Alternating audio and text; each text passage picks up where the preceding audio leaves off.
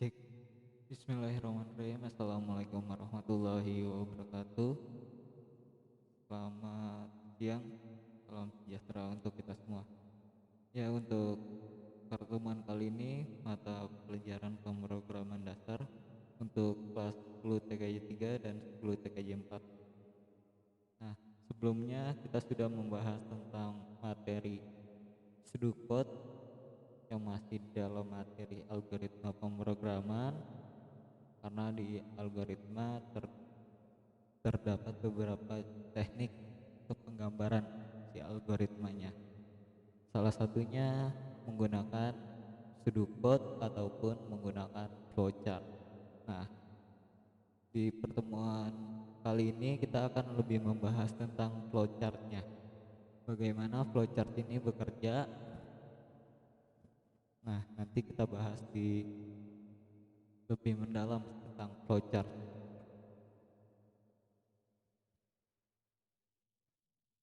Nah, ini untuk tujuan pembelajarannya. Yang pertama sama aja seperti yang kemarin-kemarin tujuannya. Nah, nah, di materi pertama tentang algoritma pemrograman sempat dibahas sedikit tentang yang namanya flowchart. Jadi flowchart itu bagan atau suatu bagan dengan simbol-simbol tertentu yang menggambarkan urutan proses secara mendetail dan hubungan antara suatu proses atau instruksi dengan proses lainnya. Atau secara sederhananya disebut bagan yang menunjukkan alur flow di dalam program atau prosedur secara sistem secara logika. Jadi seperti Sdukot, flowchart berisi algoritma, tapi kalau di flowchart ini lebih ke ada bagannya. Nah, ini jenis-jenis dari flowchart. Yang pertama sistem flowchart sebagai bagan yang menunjukkan arus pekerjaan secara keseluruhan dari sistem. Nah, di sistem flowchart ini lebih menjelaskan tentang urutan-urutan prosedur yang ada di dalam sistem.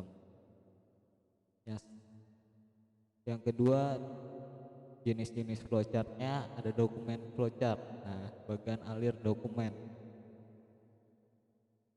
Nah, merupakan bagan alir yang menunjukkan arus dari laporan dan formulir termasuk tembusan-tembusannya. Itu jenis-jenisnya. Ada sistematik juga, skematiknya, program flowchart, proses flowchart. Nah, kita langsung masuk pada simbol-simbol dari flowchart. Nah, yang pertama ada flow direction atau biasa disebut simbol yang kalau di susunan organisasi atau bagan organisasi itu disebutnya garis komandonya atau instruksinya. Nah, flow direction simbol ini simbol yang digunakan untuk menghubungkan simbol satu dengan simbol lainnya atau disebut juga dengan connecting line. Nah, selanjutnya ada yang namanya terminator simbol, konektor simbol, ada processing simbol, simbol manual operation, simbol decision, simbol input ataupun output, simbol preparation, predefined process, display, disk and online disk, magnetic tape, ada punch card ataupun simbol dokumen. Nah, yang sangat sering digunakan cuma terminator simbol untuk start ataupun akhir stopnya. Jadi di awal flowchart kita selalu menggunakan terminator simbol ini. Nah, ini simbol untuk permulaan atau akhir dari suatu kegiatan atau suatu proses. Nah, biasanya di awal ataupun di akhir dari sistem flowchart atau algoritma flowchart tersebut terdapat yang namanya terminator simbolnya atau simbol start ataupun stopnya. Nah, yang sering digunakan juga yaitu processing simbol. Nah, ini simbol yang menunjukkan pengelolaan yang dilakukan oleh komputer. Nanti untuk proses menghitung ataupun proses pengerjaan atau sistemnya itu lebih banyak menggunakan simbol si processing ini. Nah, selanjutnya ada yang namanya simbol input output. Nah, ini sangat sering digunakan juga untuk input dari koneksi kita ataupun output yang dibutuhkan seperti apa. Lebih banyak, dan ada juga simbol decision. Nah, ini kalau misalnya si sistem yang kita buat menggunakan algoritma flowchart ini ada pemilihan prosesnya berdasarkan condition yang ada, itu menggunakan function dari if, jika. Nah, ini contoh default atau dasar dari flowchartnya. Nah, seperti yang saya bilang tadi, nah ini ada yang proses A ini start, berarti kan proses start, proses 1, 2, 3, 4, 5, 6, N. Ini terminatornya. Atau ini kelanjutannya. Jadi dari start, proses 1, decision. Nah, decisionnya ini jika proses satunya gagal, akan kembali lagi ke proses 1. Nah, jika proses satunya berhasil akan masuk ke proses 2, seperti itu dari sistem pemilihan kondisinya. Nah, lanjut lagi terus sampai end, dari start simbol proses, decision sampai end kembali. Oke, kita lihat contohnya. Nah, ini start, prosesnya memasak air di panci, lalu prosesnya memasukkan mie ke panci, memasukkan bumbu hingga dihidangkan dan selesai. Ini contoh pada kehidupan sehari-hari kalau mau menggunakan sistem flowchartnya. Oke, ini juga sama seperti itu.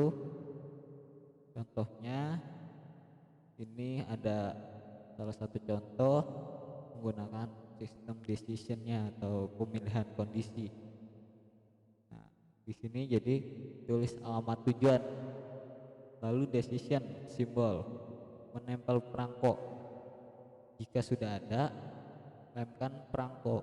Jika belum ada, beli dulu, berarti pergi ke kantor pos dulu, baru balik ke lem perangko, langsung poskan surat tersebut.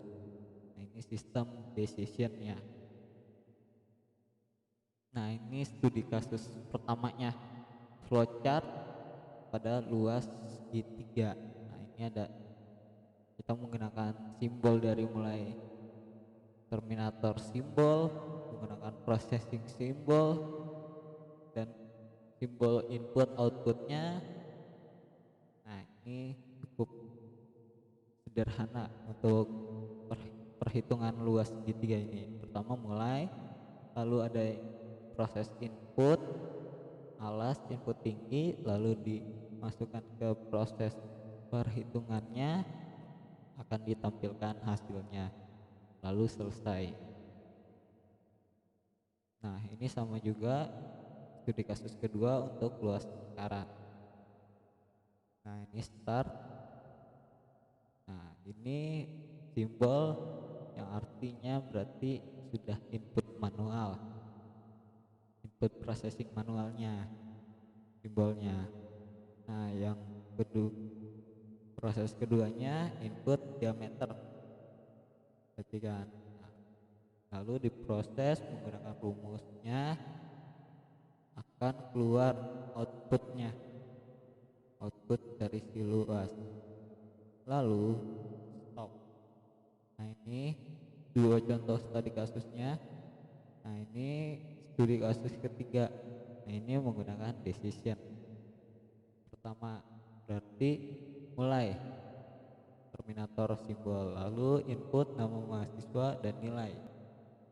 Ada sistem decisionnya, jika nilai di atas 70, maka keterangan lulus. Jika nilai di bawah 70, keterangan tidak lulus. Nah, ya kan? Nah, langsung ke outputnya, nama, nilai, keterangan, lalu simbol, selesai. Nah, seperti itu untuk sistem pembuatan flowchartnya. Nah, ini tugasnya buat flowchart tentang luas persegi dan jajar genjang. Seperti biasa, kerjakan di buku tulis ataupun di kertas lembar, lalu difoto menggunakan aplikasi timestamp kamera free. Apabila tidak menggunakan aplikasi timestamp kamera free, nilai akan dikurangi karena di dalam aplikasi timestamp kamera free terdapat waktu dan tanggal foto tersebut diambil. Lalu hasil foto tugas tersebut dikirimkan ke email yang tertera di layar kalian ataupun WhatsApp yang tertera di layar. Oke, ya mungkin itu aja, kurang lebihnya saya mohon maaf. Saya Eri, wassalamualaikum warahmatullahi wabarakatuh.